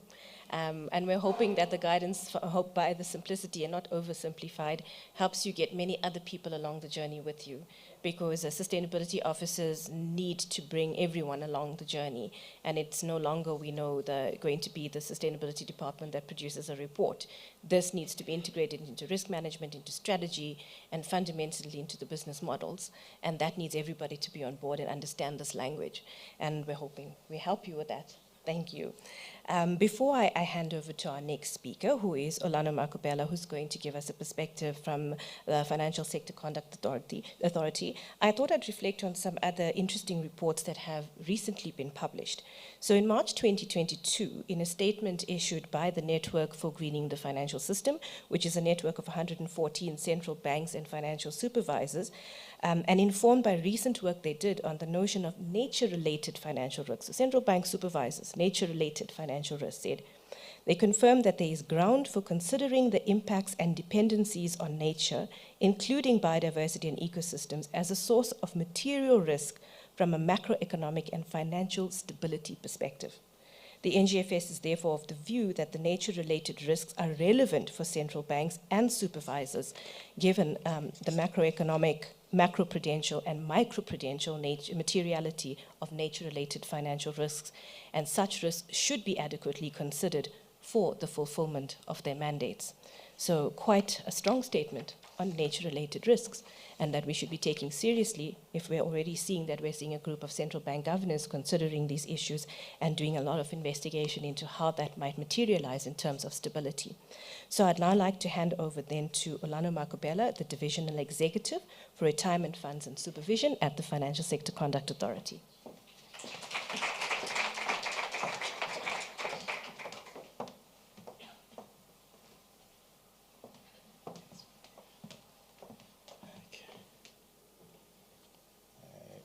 Looks fine. So good morning, ladies and gentlemen, and thank you for the invitation to address you at this special occasion. So I have been allocated 7 minutes, and because I'm the regulator, you are going to have to bear with me. So the JSE holds a very dear place in my heart. I made my first public speech as a public official at the JSE in 2014, when they launched their first currency futures products and when I was still at the National Treasury. When I was invited to speak today, I had some trepidation, as I thought I'm probably being tested by the JSE as to whether I read the disclosure guidance or not. Well, John, I can assure you I did read it. On a serious note, this is truly another important occasion for the JSE and South Africa. As represented by its citizens, residents, companies, NGOs, regulators, labor unions, academia, and government. Today, the JSE launches one of the most important guidance for the country, because this guidance touches all of us. The guidance is about sustainable finance, responsible investing, impact investing, or more popularly, ESG. The journey with ESG formally started in 2013 at the National Treasury with the amendment of Regulation 28 to capture for the first time the ESG principle. This was a milestone in itself and very forward-looking. All that the principle says is that retirement funds should consider ESG as part of risk management of a retirement fund. We know that the sole pursuit of financial return in all costs can and has unfortunate costs and consequences to the company itself, environment, and society.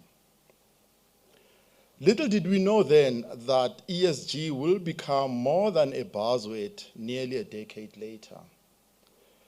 With some initial global reluctance to embrace ESG, to now arguably being accepted as a minimum standard for screening investments, we have come a long way.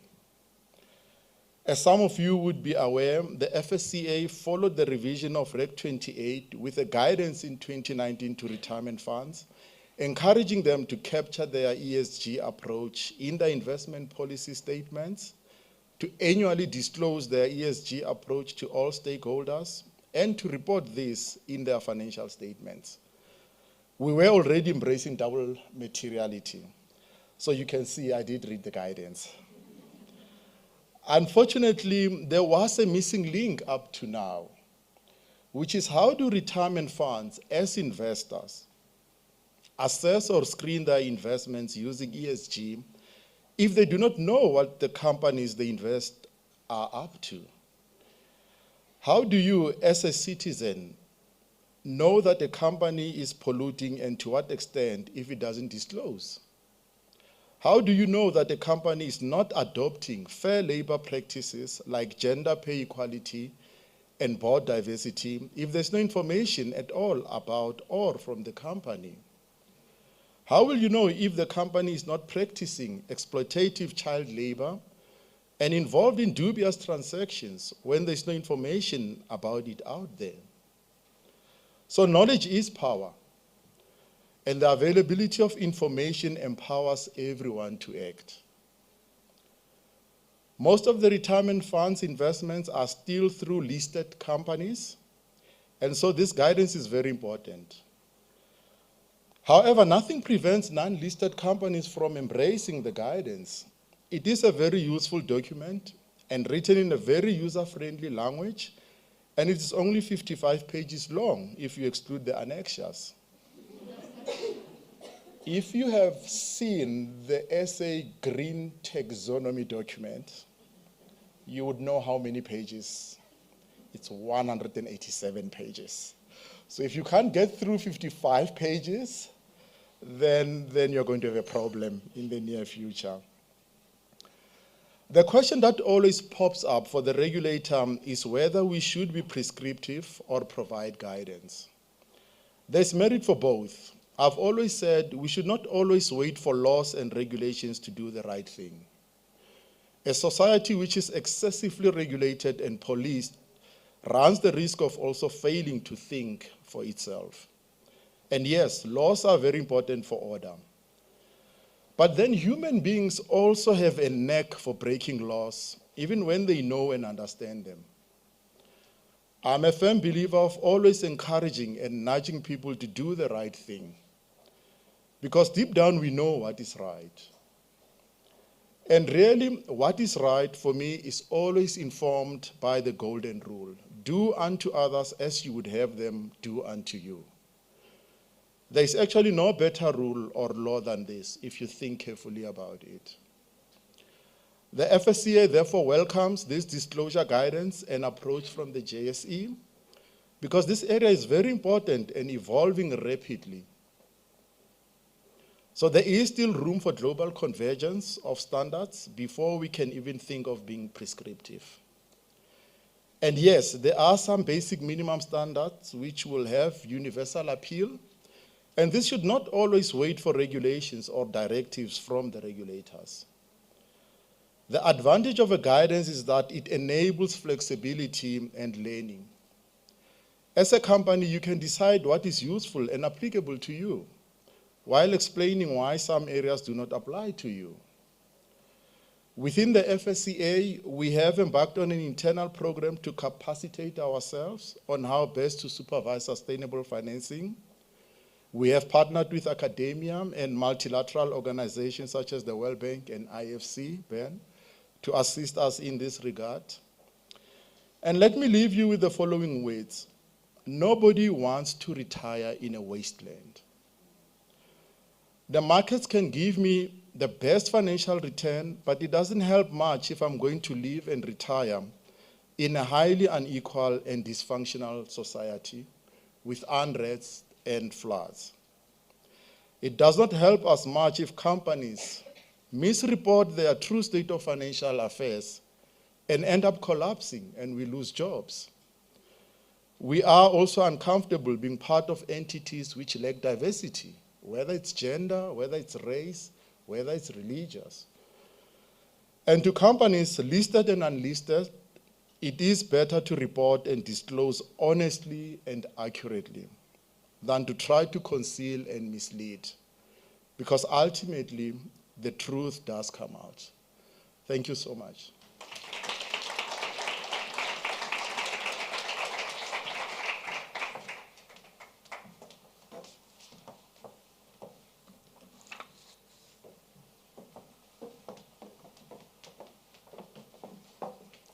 Thank you so much, Alana, for those words. And I think we know that the context is evolving globally. And so when Alana stops encouraging and starts requiring, the title will change. But Alana, thank you for that and for the amazing work that we know the Financial Sector Conduct Authority is doing behind the scenes to try and guide our markets and get us to a place where we have a harmonious approach. And the JSE is really privileged to be part of that. Thank you. To just touch on, what you had mentioned about when the truth comes out, in the report I mentioned earlier by Deloitte, Dr. Pradeep Phillips says that climate change is one of the issues, is not just a scenario, it's actually the new trend, the new baseline, and the same can be said for many of the other risks that we're facing. This means that it should be accounted for in our decision making. Despite the climate science, this hasn't been the case in most economic modeling, he notes. As a result, when business and policy-making leaders see economic projections, they're usually looking at forecasts that don't account for the damage that unmitigated climate change will inflict.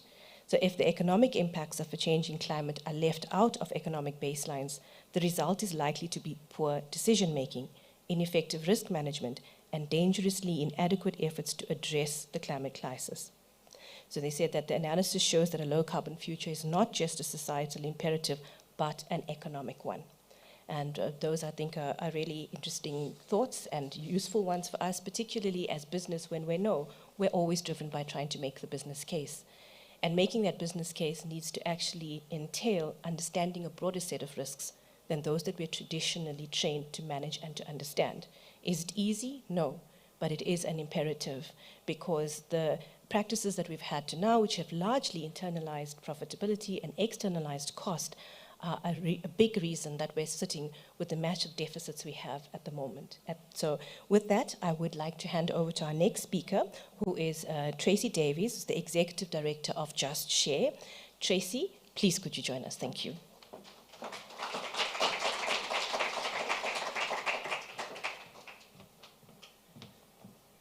I think we have similar microphone height situation. Hi, morning everybody. Thanks for having me here. Thanks to the JSE for having me here. The acronym ESG is a reflection of our attempts as a society to take a huge and extraordinarily complex variety of human and ecological problems and render them manageable and measurable, and somehow incorporate them into existing ways of acting and thinking. And the kind of noise around ESG and the limitations of that approach have really escalated in recent months. A number of people have mentioned that here. Because there's growing realization that this kind of business as usual approach with an ESG overlay is causing us to lose sight. We don't have to go anywhere. It's causing us to lose sight of what the real purpose of ESG-related disclosures and integration is. And the purpose of that is to allow us to direct capital towards business that is behaving responsibly in the context of the society in which it operates, and away from businesses that are not doing so. And sustainability disclosures should be the tool we use to help us understand the difference between those two types of businesses. And so I'm really pleased that the JSE has called these sustainability disclosures rather than ESG disclosures, and I know that a lot of thought went into that. Because ESG is not sustainability, and current approaches to ESG integration are not generating the progress towards the Sustainable Development Goals that we need to see. It's certainly not any measurable progress, and we can see that most obviously with carbon emissions. This is arguably the easiest ESG issue to measure and to act on, and yet global carbon emissions continue to rise unabatedly. And part of the reason for this is this focus on ESG as it refers to the risks to a company and to the company's sustainability, and a failure to understand the impacts of that company on broader societal sustainability. And so the JSE's focus in this disclosure guidance on double materiality is crucial, and I firmly believe that any global standards that fail to approach disclosure from a double materiality point of view will not achieve the aims that they're setting out to achieve. Because we're going to continue to go nowhere fast as long as we fail to understand, measure, and price the human and environmental externalities, as Shamil was saying, of doing business. In other words, the impacts on individual human beings and the environment from the way we currently approach our business activities. So good disclosure is crucial, but it's a tool and it's only the start of the process. It is not an end in itself, which many people seem to view it as. What matters is how it's acted on, what happens next. And so this disclosure guidance really provides any company in South Africa, listed or unlisted, with a very robust and easy to use guide as to how to disclose well. But we shouldn't be rewarding disclosure in and of itself. That should be a baseline, an absolute minimum that is expected of everyone. What we should be measuring and assessing and rewarding is the action that takes place on the basis of that disclosure and how it actually impacts the real world and changes all of these terrible issues that have been the terrible sustainability problems and crises that we're facing that have been mentioned here today. So I have been on the advisory committee for this project, and I know that Shamila and her team have worked incredibly hard and have pulled off something that in most places would take years to pull off. So I really want to commend you for that. I think it's extraordinary what you've done. And I think it's crucial not just because it's impressive, but because, as you just mentioned, we are actually running out of time. And we need to stop focusing on how and when and where to disclose and start focusing on the fact that we have 7.5 years to achieve these sustainability goals that all of our corporate and financial entities say they are so committed to achieving. Thanks very much.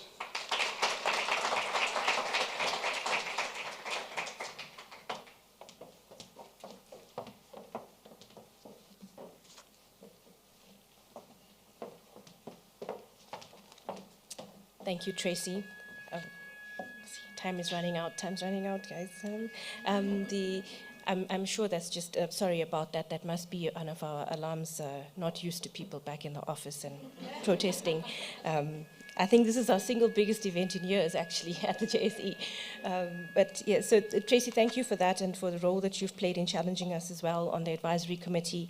And we're hoping that, together we can all push our markets and our economy to a place where it is resilient and it is worth investing in. And we achieve that in hopefully the best way we can in the time that we're given by taking action sooner than rather than having to deal with what the consequences are of taking action too late. All of the modeling that has been done tells us that acting now will cost, the transition is going to cost, but the cost of not acting and having to mitigate is going to be far worse. And so the cost of slight short-term pain versus a definite long-term gain is what we need to be thinking about and acting on, and that it is the action that we need to take that should be behind whatever we choose to disclose. And so that's, then I would like to get to our last speaker for today, who is Adamo Labara, the country manager of the IFC. Thank you very much, Adamo, for the help that you and your team have given us in getting the guidance to where it is and really escalating the global perspective we were able to bring in. Thank you.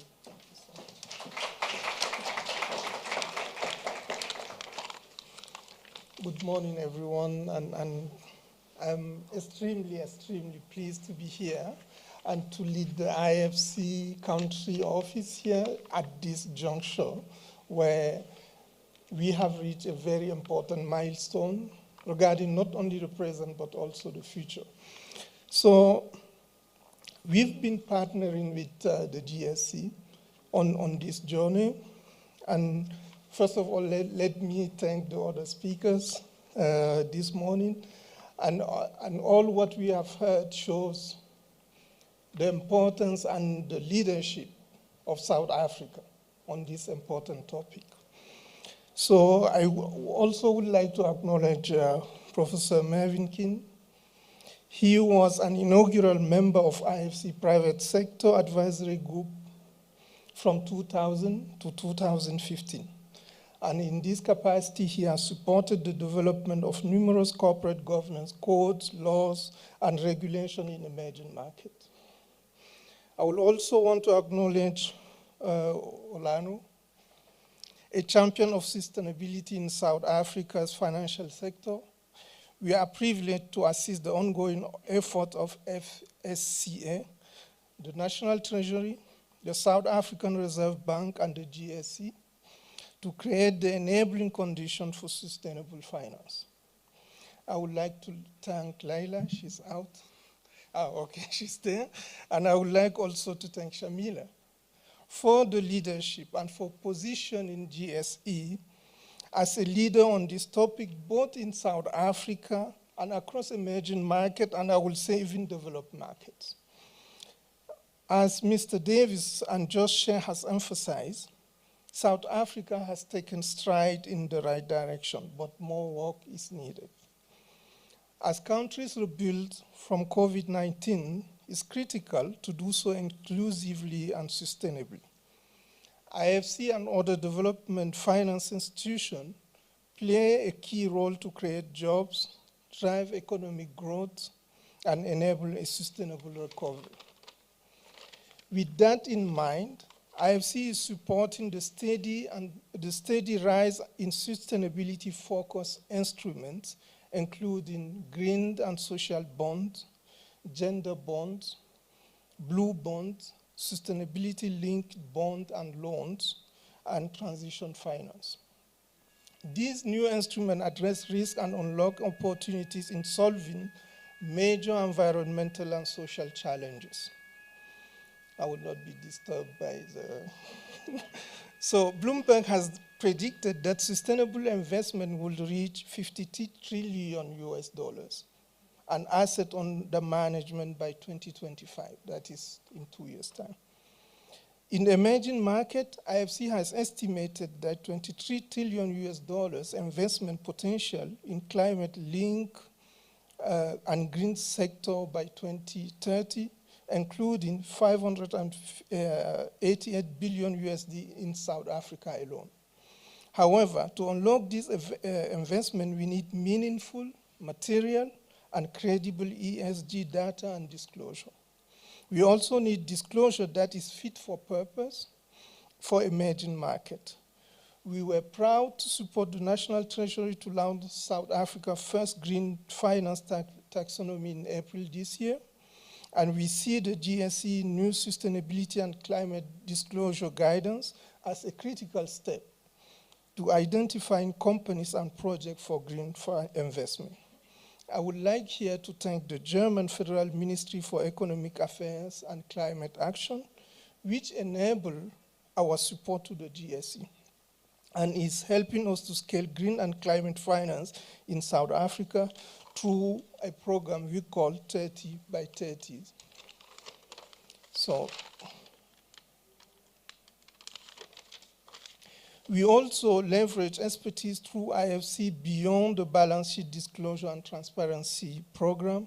To date, this program has supported 15 stock exchanges and trained 10,000 companies on sustainability and climate disclosure that is credible and practical. On May 19th of this year, we partnered with the UN Sustainable Stock Exchanges Initiative to extend this work. The GSE new disclosure guidance accomplished several valuable things for banks and investors. It helps us identify and work with companies that are committed to manage ESG risk and performance to enhance business value. This reduces our risk and is an opportunity to tailor sustainability-linked financial product. It helps us also identify and work with companies that are actively differentiating their operations, products, and services through alignment with sustainability standard, benchmark taxonomies, and the Sustainable Development Goals. It helps us also raise awareness and engage with companies that understand and are responding to topics such as climate change, human rights, inequality, financial inclusion, biodiversity, and gender parity. The GSE guidance contains established good practice and the most recent thinking available on those topics.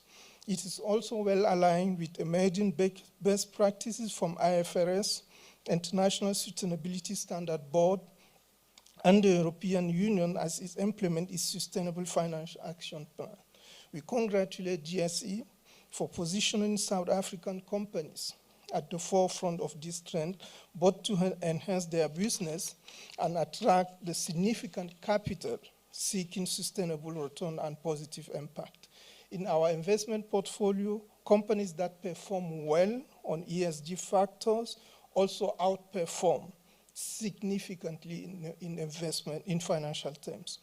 Multiple IFC studies show correlation with women on boards, good corporate governance, and proactive management of environmental and social risk. We are committed to sustainability because it is the right thing to do and because it makes business sense.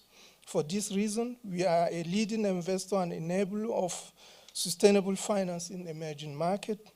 IFC has invested more than $10 billion in green bonds globally since 2010 across 178 bonds in 20 currencies. We have also provided more than $28 billion in long-term financing for climate-smart projects and businesses. Our environmental and social performance standards are the gold standard for sustainability risk management in project finance, and we have supported the development of over 150 codes, laws, and regulations related to good corporate governance.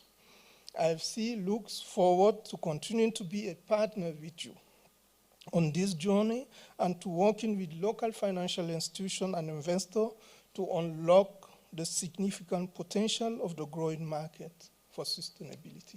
Thank you very much for your attention.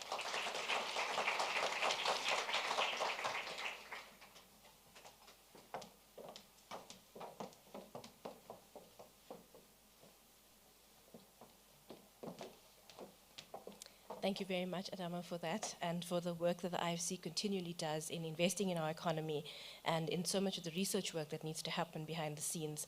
You've been a catalyst for so many amazing developments recently in the financial sector, and I'd like to extend our gratitude to you also for your partnership with the JSE in enabling us to get here with our guidance. On that note, I want to make a special thank you to Malango, who's sitting in the audience, who's been part of our team as well, and Louise Gardner, who isn't here today, but I'm sure many of you are very familiar with, to thank you to you. So that brings us to the close of the official part of our program today. Thank you very much to all of you who have joined us online. Before we close off, I would really like to ask our advisory committee members who are in the audience to please come up, and for Leila, our CEO, and our COO, Itumeleng, to please hand out a small set of gifts that we have for you, the speakers and the advisory committee members. Please, if you could join us on stage for little gifts, you can declare them in your registers. Please don't forget to do that, compliance registers. If you could do that, to say a huge thank you to our audience who has been here for all of the proceedings today. We're very grateful to the 250 of you online who've joined us today. Thank you for being with us. It's been fantastic to have a virtual audience who's been so large in number and stayed online. The guidance is live at 10:30. You will be able to download it using your QR code, or you'll find it easily on the JSE website. We look forward to hearing your feedback on it. This is version 1.0. this space is developing. It's an area that we will continually need to engage with you on, and we look forward to your engagement as we work towards doing what is useful and valuable to create resilient markets and a future that's worth living for. Thank you very much.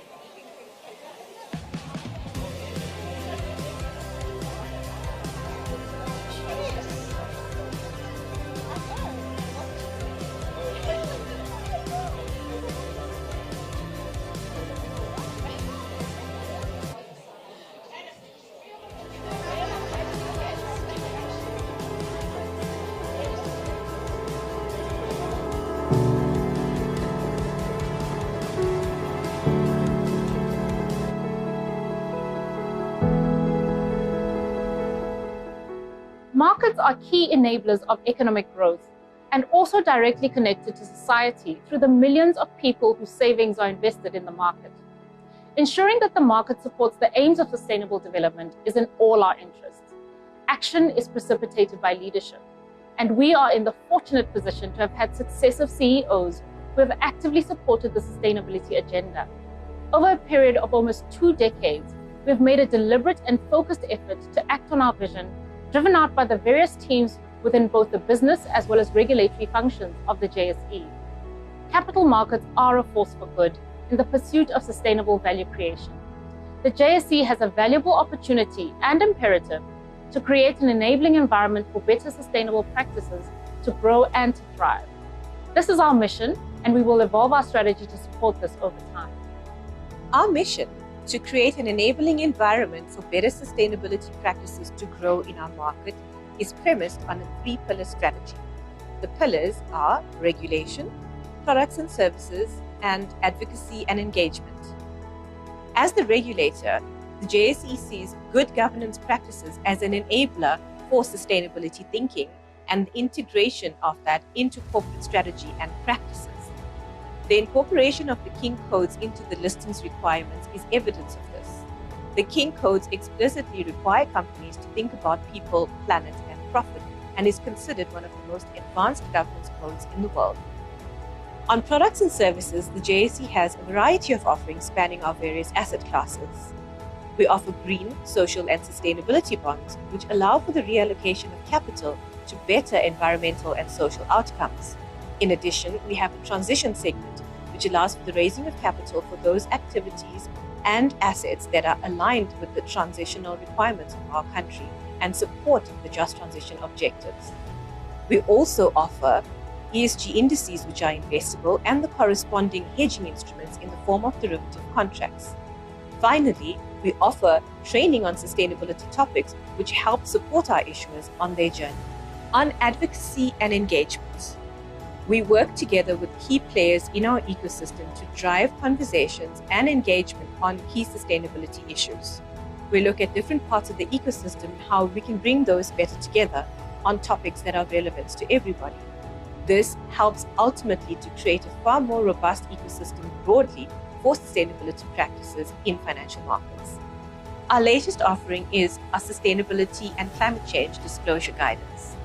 This was born out of the need that we saw emerging in our market from a number of issuers who have been struggling to navigate a rapidly evolving landscape of sustainability disclosure frameworks and standards. The convergence that we're seeing globally is very, very helpful, but there's still a level of fragmentation and differences between jurisdictions. How to navigate this, how to understand local context, and how to start improving practices and creating the basis for better reporting going into the future is really what we're hoping the guidance will help our issuers to do. It is in two parts, being a broader sustainability disclosure guidance and then a more detailed guidance on the theme of climate change, given the pressure that has been put there and the existential threat really that the climate crisis poses to us. The JSE will continue to make efforts to grow our offerings in support of sustainable development for our country. Ultimately, a resilient market benefits all of us.